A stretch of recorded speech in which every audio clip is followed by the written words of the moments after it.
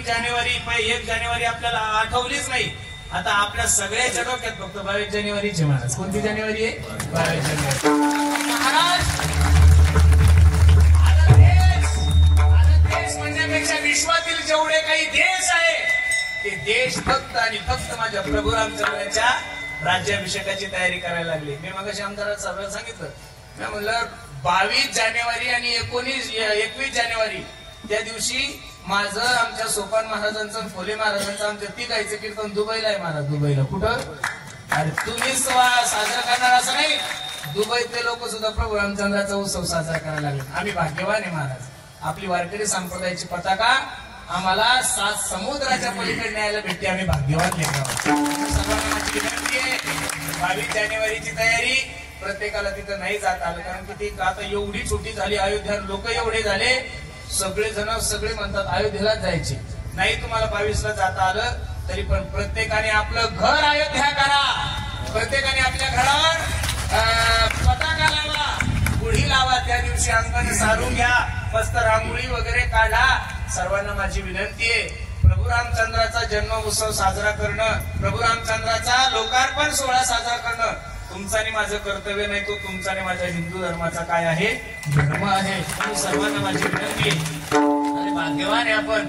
एक काळ असा होता की आपल्याला आपलंच गाणं म्हणायचं म्हणलं की परवानगी काढावं लागायची पोलिसांना. नुसतं म्हणलं ना बनाएंगे मंदिर, केस होत होती आपल्यावर. आता काय करायचे?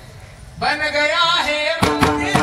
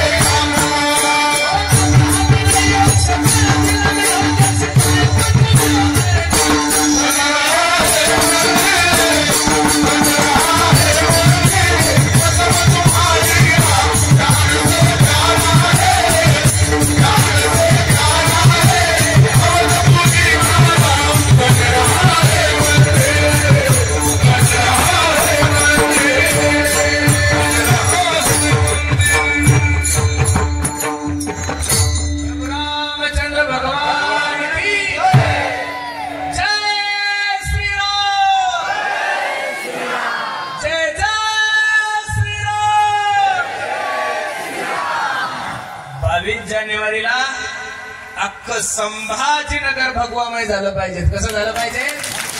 प्रत्येक चौकात माझ्या प्रभू रामचंद्राचा उत्सव आपण सर्वांनी साजरा करावा, अशी सर्वांना मी हिंदू धर्माचा प्रतीक म्हणून, एक हिंदू म्हणून तुम्हाला सर्वांना काय करतोय? विनंती करतोय. ते मंदिर